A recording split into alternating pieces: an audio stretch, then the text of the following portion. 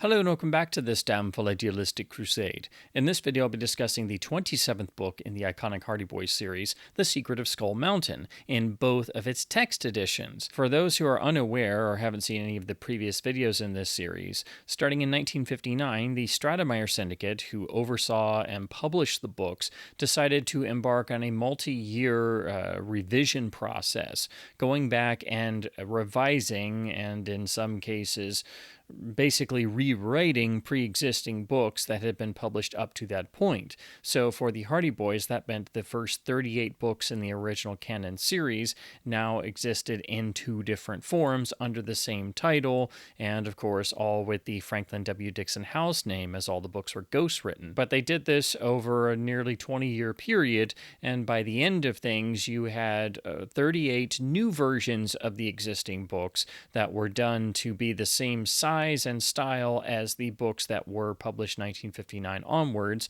having shorter page counts than the originals, having any removal of any dated elements, a few occasional flourishes of some dated racial stereotyping in the earliest books, but that was never a giant concern. It's really only two books that had that as more of a factor, and the books are going all the way back to 1927, so of course that was unfortunately part and parcel of fiction storytelling at the time.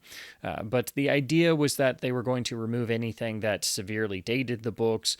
This was typically any mention of outdated technology or transportation, but they used it as an excuse as well to get the page counts down from usually about 200 to 210 pages down to the more streamlined 165 to 175 pages. They would also change and update the font and text layout style and match it to the existing books, and eventually transition into making everything the same uniform blue spine picture cover format. So while they might have said it was to remove dated elements and to modernize the books, it was also to streamline them and make them easier to read and easier to digest at the cost of the flavor, atmosphere, and world building. Now that's primarily when you're talking about the works of series original writer Leslie McFarlane, who is really the heart and soul of the Hardy Boys series. Once you get to books in the 20s and 30s, though, it's much more a revision of the existing text in that they just cut the page count down, and there might be a couple little tweaks here and there, but you would not really notice them for the most part unless you read the books back to back. And here on The Secret of Skull Mountain, this is the first book after McFarlane had completely left the series. The last he wrote or was involved with was book 26, The Phantom Freeder. And so this story already has more of the flavor of the 1959 and onward stories and the other revised texts, just like book 25, The Secret Panel, before it had. I think The Secret Panel's original text is really the first book in the series that feels like what you come to expect from the revised text, and the original text of Skull Mountain here is no different. Now, this book was released in 1948, and the writer was George Waller Jr. This is apparently his one and only Hardy Boys book, and the outline is credited originally to Harriet Adams, who of course was overseeing the operations of the syndicate and was also doing the same thing for the Nancy Drew books. Now, this being the lone book by an author who only wrote one book in the series might make you think, oh, this might have some different stuff in it, but really it doesn't. This is already in the realm of the revised text and the post-1959 books. It has a very simple, straightforward plot. It's got a number of different elements that we've already seen in past books in the series, so it's already echoing past glories in a way, if you will.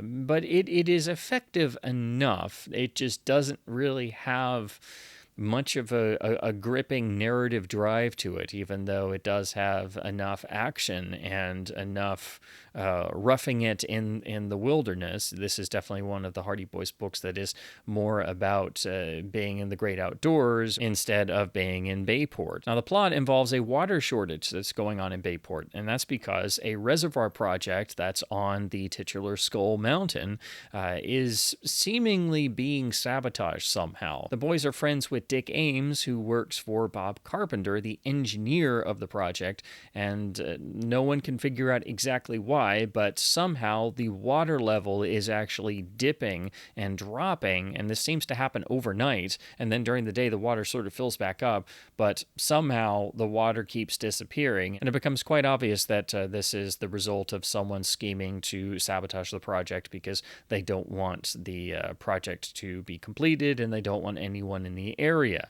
And so the Hardy Boys decide to go out to the site and see what they can find out and see if they can assist in any way and solve this mystery. In the process, they bring Chet Morton along, who is, of course, the Hardy Boys' best friend and the primary comic relief of the series. And it's nice in Skull Mountain here that there seems to have at least been an attempt to maintain some of the humor and world building of the previous McFarlane books. It's nowhere near as fleshed out or as developed or as lived in, but there's enough of it there to feel like a continuation of the classic Hardy Boys style, and you do have to give them credit that this still feels like it's part of that same world, although the immediate post-war years of the Hardy Boys series do have a certain feeling of having to get back into the swing of things, and of course it's reflecting a time period where the country was coming to grips in the post-war period after years of rationing, and so the plot lines of the first couple books and up to the late 1940s, they don't necessarily have the most, shall we say, earth-shattering plots to them. Over the course of the book, there is plenty of going back and forth between the Skull Mountain site and the boys' hometown of Bayport. The boys' father, world-famous private detective Fenton Hardy, is working on a case trying to find a missing Dr. Foster, who worked for Ace Industries and was working on some sort of secret project that was going to revolutionize the building industry, but he just mysteriously disappeared. And as usual, in a classic Hardy Boys fashion, the father's case is somehow tied and connected to the boy's case of who's trying to sabotage the reservoir. The boys have a variety of suspects, including the various squatters around the site, one who is an ex-sailor, Sailor Hawkins, who still continues on as if he's on a ship, and then the wonderfully named Potato Annie, who is a crotchety older lady who just raises a bunch of vegetables on this site, including a lot of potatoes, and none of them want anything to do with the reservoir site or any of the engineers who are going around. The site itself also is the victim of sabotage, and the boys face many near-death escapes, typically due to explosions that go off and also a variety of landslides and a lot of boulders that are sent down their way. And if that were not enough, there's of course a crazy old hermit who seems to appear wielding a hatchet with a long flowing white beard, who also has a penchant for stealing poor Chet's clothes when they're left somewhere. There are many other attempts made on the boys' life, and they eventually are able to discover how the water is being drawn out overnight through secretive means, and how this ties into a gang's operation, and discover what the actual motive of any of this is. Overall, the original text is a satisfying read, and surprisingly, it has more of the original text flavor than you would think. I think the greatest sign of this is the appearances of the police in here, and particularly in the forms of Chief Colleague and Officer Con Riley. Now, in the original text, there was at least a little bit of an anti-authority streak that the boys had, in terms of being able to question authority and when necessary and when called for. And the police, especially in the McFarlane text early on, were typically depicted as, in some areas, bumbling, but not really wanting anything to do with teenagers solving mysteries, and they were continually being shown up, and the boys themselves would solve cases that the police seemed incapable of doing, and the police were also shown to be quick to judge without getting all the facts. So there was a bit of antagonism between the police and the Hardy Boys, and in some instances, the police were actually made to be comic figures. They were made fun of, and it was all about not just showing them up, but also hoisting them on their own petard so they get embarrassed. There's a little bit of that here with both Con Riley and Chief Colleague, and it's well done, well layered in, and fits with the style and flavor that McFarlane had originally put in there. This was something McFarlane thought was very important, that kids needed to understand that not every adult was perfect and not every adult had other people's best interests at heart. And it was not just good citizenship, but being a decent human being to be able to have an intelligent, questioning mind and to not just accept everything at face value. So it's really surprising to see a little bit of that pop up here after McFarlane was gone. So you at least get that, and I think that's the greatest example that this feels like an original text story. You get more of that flavor, you get more of that world building. There is a good description of food and meals, which is something McFarlane really stressed, and it became a hallmark of the series. You've got the return of Aunt Gertrude, who is a series mainstay, and she is peppery in the way that she's supposed to be, but still has a heart of gold. So all the characters ring true.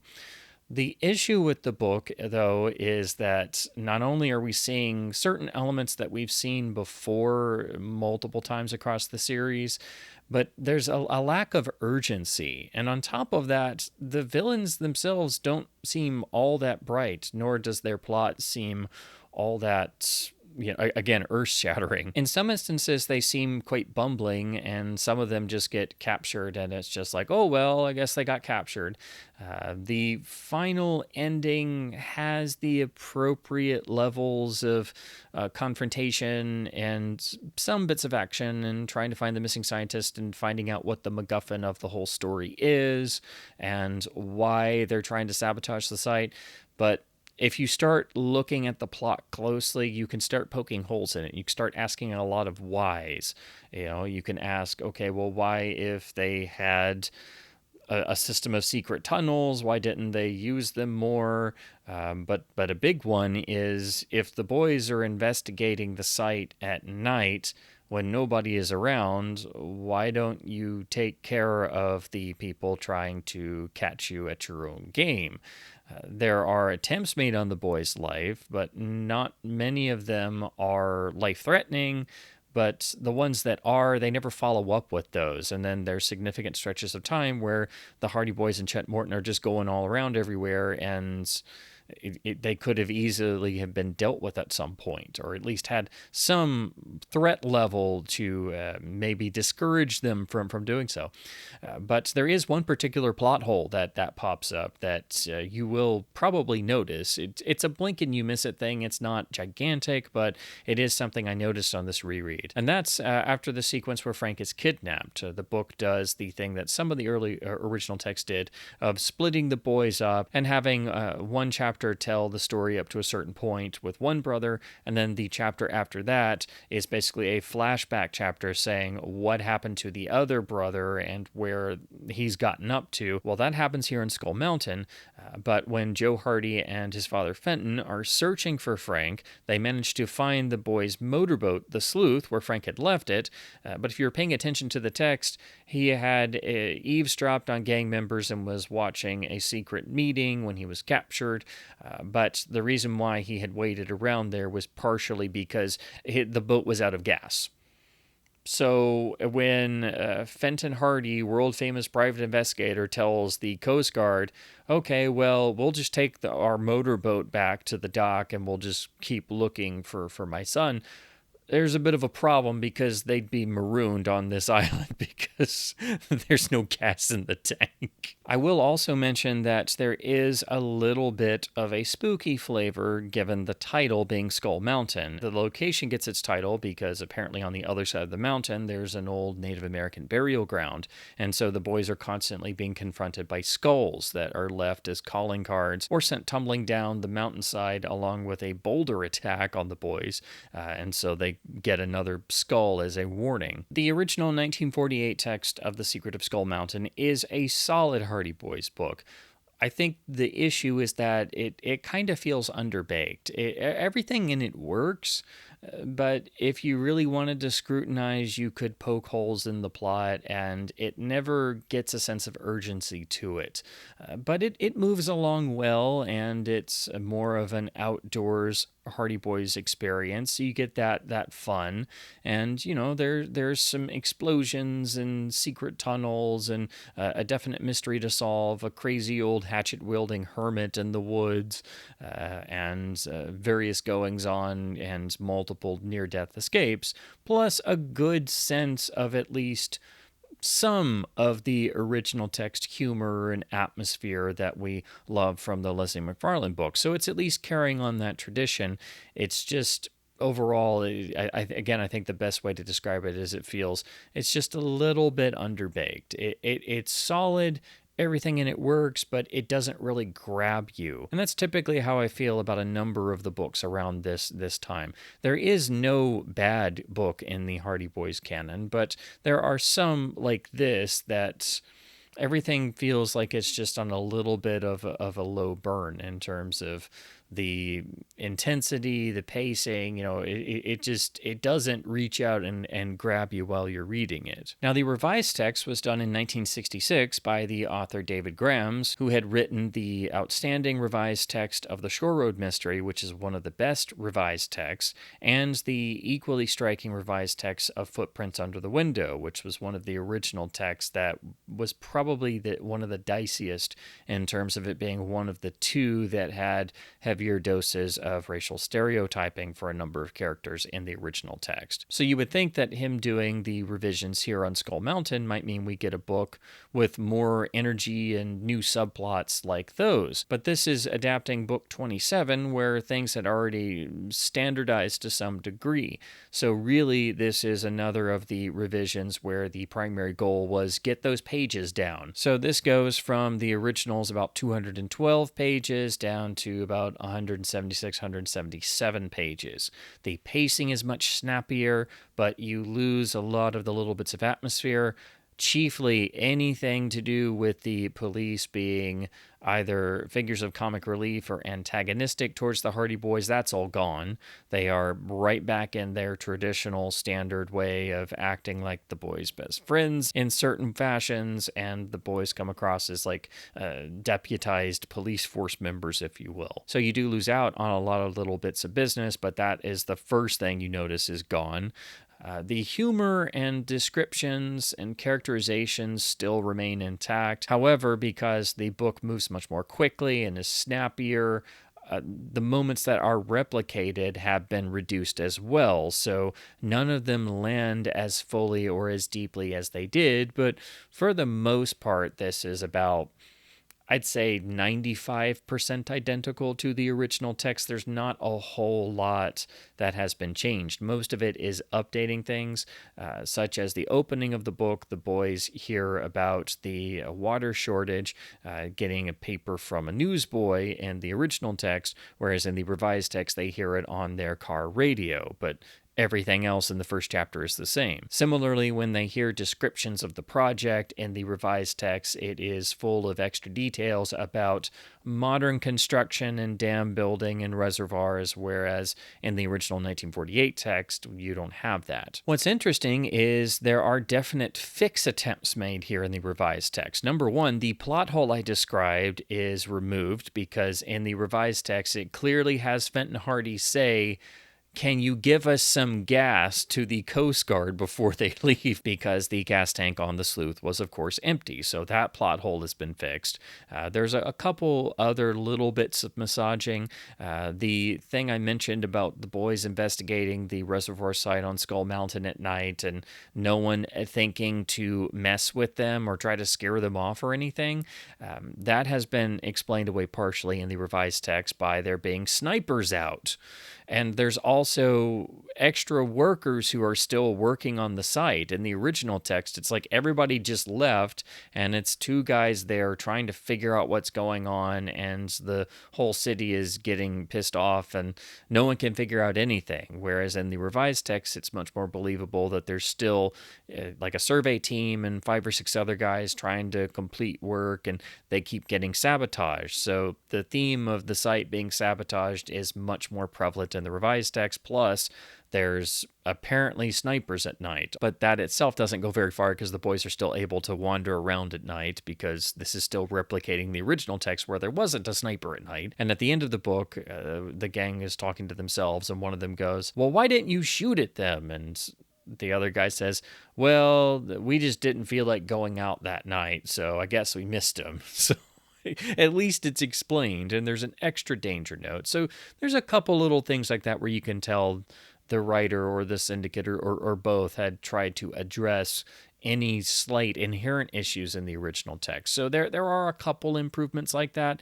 I also think the climax has a little bit of an extra edge because the actual reason why the gang is there and what they're trying to do, what they're trying to secretly take out of the location is much more up to date, but also has much more dangerous properties because it's no longer a simple mineral. It's something that can be refined into something else. And of course, I'll let you draw your own conclusions as I don't want to spoil the plot. But there's just an extra edge in the climax of the revised text, which is also aided by the pacing being much snappier and faster throughout the book. So that helps to give a little dash of urgency that the original doesn't have. But it's only a little bit because this is still, like I said, it's like 95% the same, maybe even higher than that. I'm not exactly sure how to calculate the percentage of the little tweaks and fixes that I noticed. So I would say that the revised text is obviously better in those handful of areas, but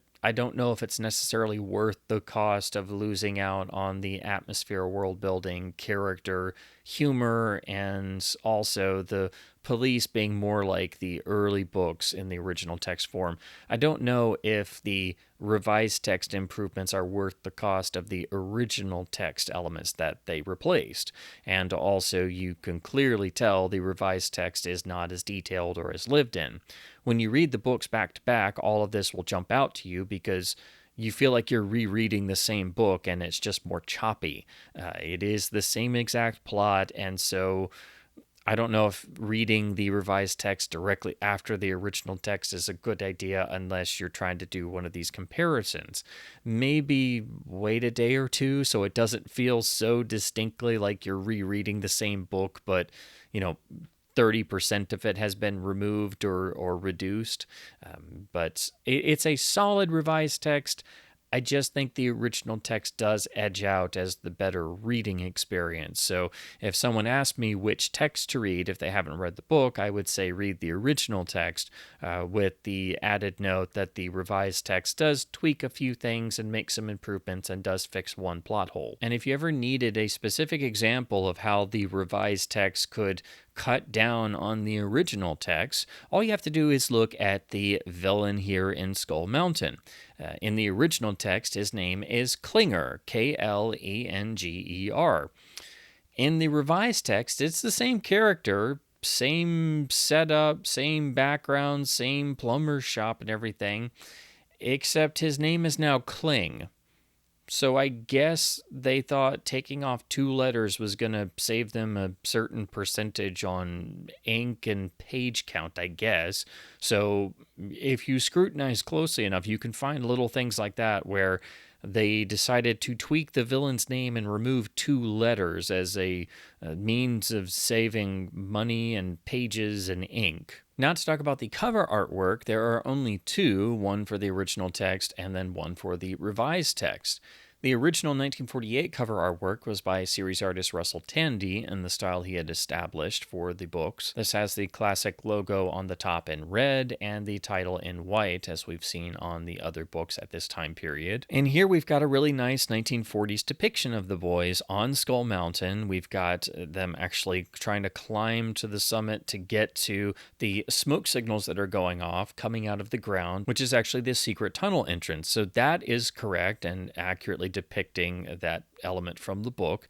We've got an actual skull on the mountainside that Frank's about to put his hand on. We've got the actual top of the mountain actually shaped like a skull, and you've got the nice mountain range in the background with trees and obviously giving the forest outdoor location feel. And the boys have pretty nice detail in their faces, and their clothes appear like something they'd be wearing in 1948. So it looks period appropriate. And also, depending on the quality of the image you're looking at, the color is really bold and striking. The boys are dressed in red and blue plaid jackets, which pop out along with their facial tones. There's a sort of nice red brown to the dirt and of the mountain and the skull.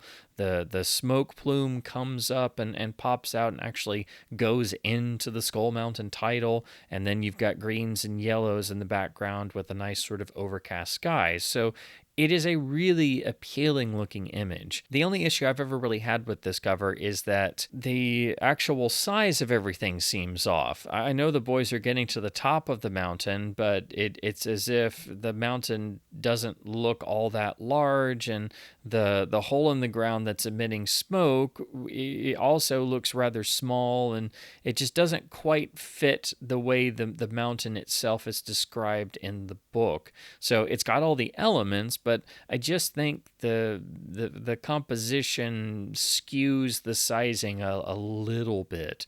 But again, that's just my own opinion. In 1966, Rudy Nappy, iconic artist of the series, did the cover for the revised text version. So this depicts one of the rock slides. I believe it's the first rock slide. And we've got Frank and Joe along with what looks like Dick Ames, and Joe's got the skull that they get from the first rock slide attack.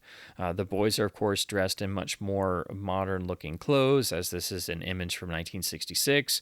You've got the forest background. You've got what is obviously the entrance to the Skull Mountain site. You've got the boys in peril, but there's also a nice ominous quality to it because everything's a dark green, and you've got the tree limbs, and of course you've got the rocks and the big one about to hit Frank in the head and possibly take his head off. So you've got danger and excitement. You've got really nice composition with the rocks coming down at an angle, with the trees going the other way, with Joe towards the front in greater focus, and your eyes are drawn to the skull in his hand. Of course, all of the information is at the top. The Hardy Boys logo is in white, and the title is in yellow, as was common to the books of this era. It's a nice looking cover. It does draw the eye, but it's also, like the original, a little bit somber and strangely a bit subdued in a way.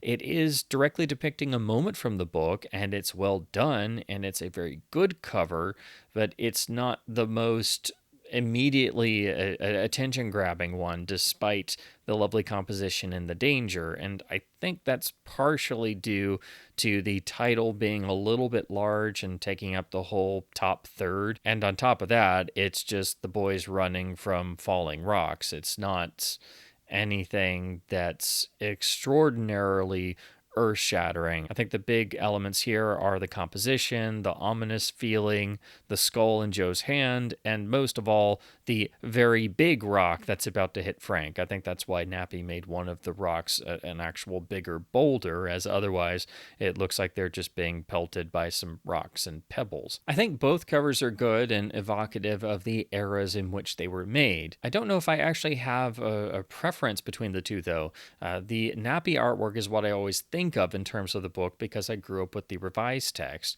and it's obviously the more polished of the two.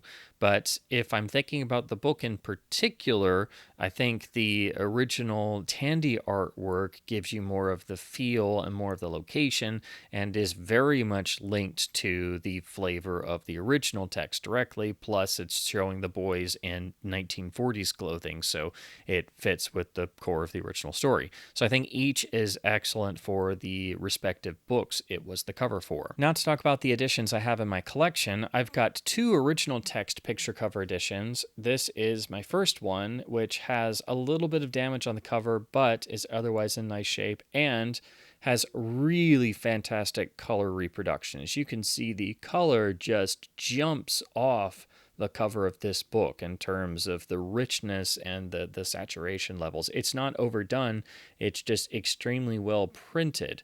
But to show you how much these can vary, but to show you the difference, here's my copy from a couple years later, same original text, but the saturation level is totally different.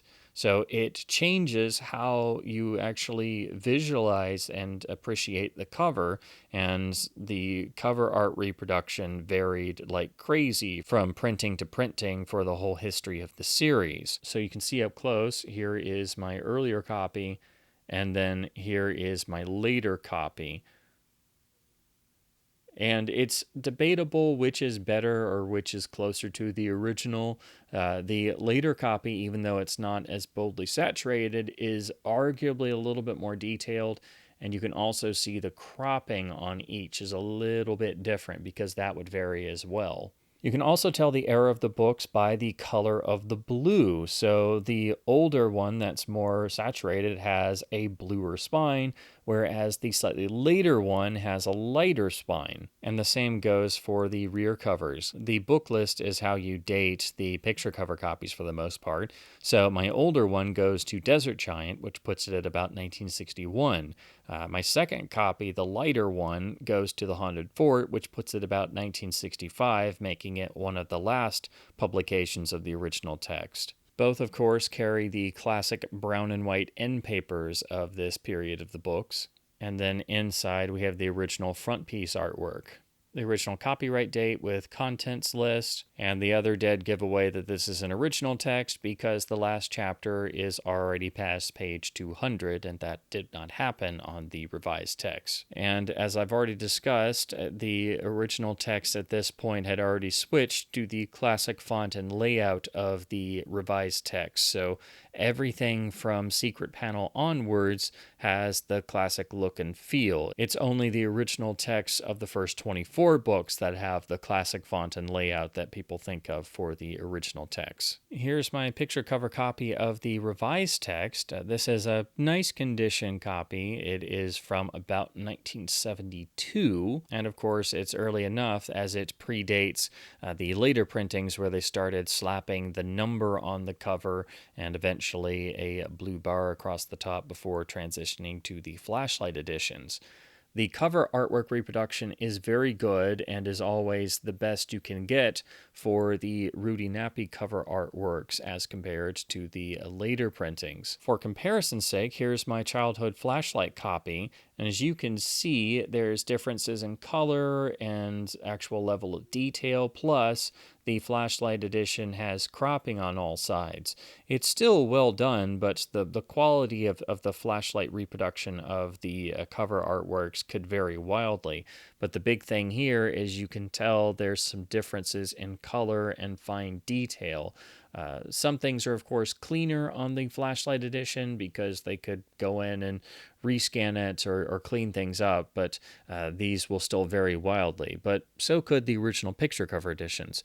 But if you want the artwork in as good of condition as possible with the least amount of cropping, you really do have to track down a minty picture cover copy and then actually check and see what the art printing was like. Of course, we still have the classic blue spine on the picture cover, along with the classic rear cover, but with the slight updating to the book list font to show this is a 1970s copy.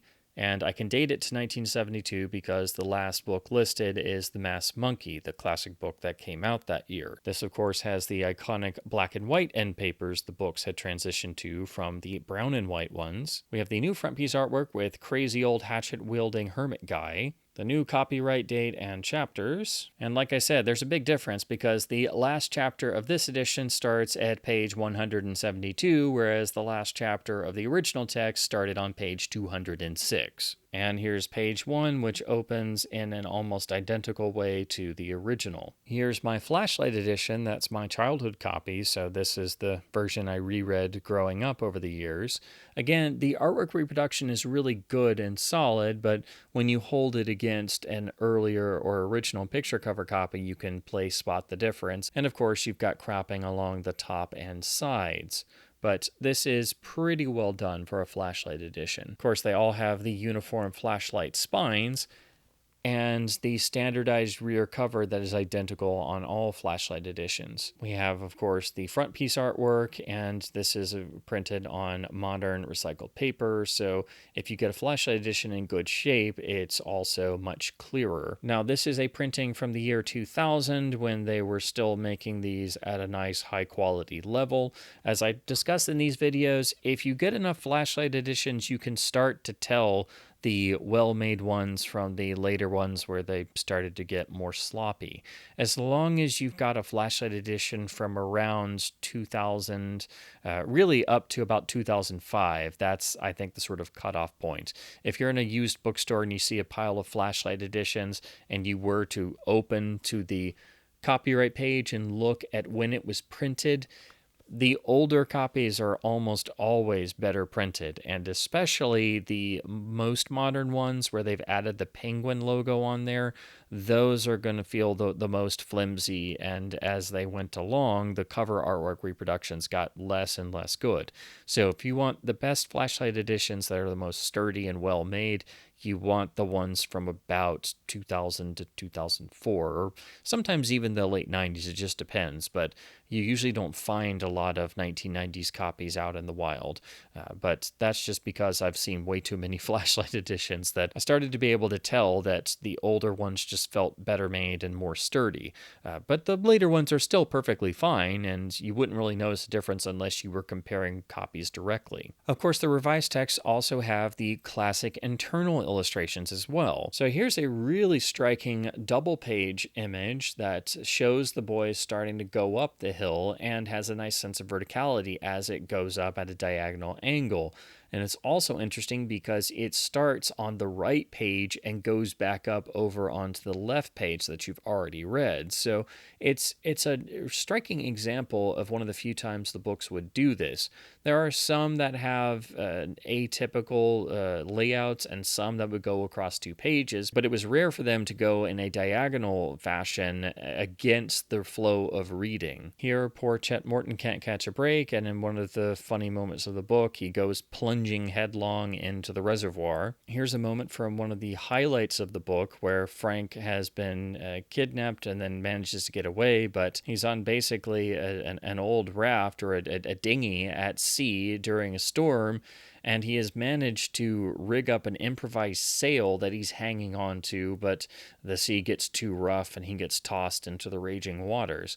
This is, I think, probably the highlight of the entire book. Here the boys are going through the secret tunnel after the old hermit and trying to decide which way to take in a forked path. And then here the boys find themselves tied up by the gang in the climax. Overall, I think The Secret of Skull Mountain is a solid book in the Hardy Boys series, whether you're looking at the original text or the revised text. I do think the revised text made a number of strong improvements and tweaks, particularly fixing a few plot holes, adding a little bit of extra danger, punching up the level of intensity by making the plot go faster, even though it's not changing anything else. And I also think they strengthened the villains a bit in terms of changing the final plot reveal and giving an extra added bit of danger as opposed to the originals just being the villains after essentially a valuable ore. But also the revised text makes connections and says that there's actually a criminal syndicate behind the gang. It gives them a little bit of extra menace. It's not much, but at least it's something.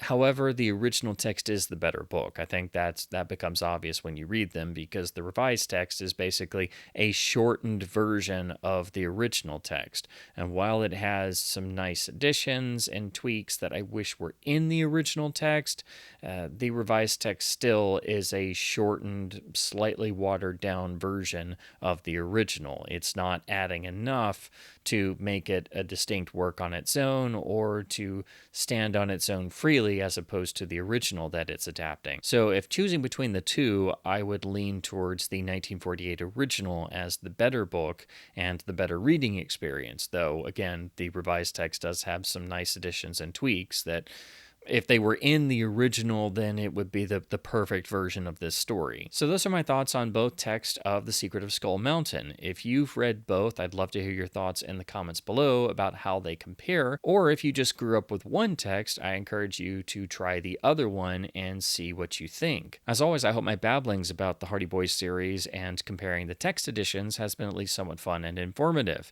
I do these as a means of making the series feel fresh again, and reading both texts back to back and playing Spot the Difference is really the best way to re-engage with the books as an adult if you're looking for some way to make them feel fresh, and especially if you've never read the original text editions and you're curious about how different they can be. Until I return with my next video on book 28, The Sign of the Crooked Arrow, I just want to say please do keep supporting your local independent bookstores by hopefully being able to pick up some lovely editions for your Hardy Boys collection.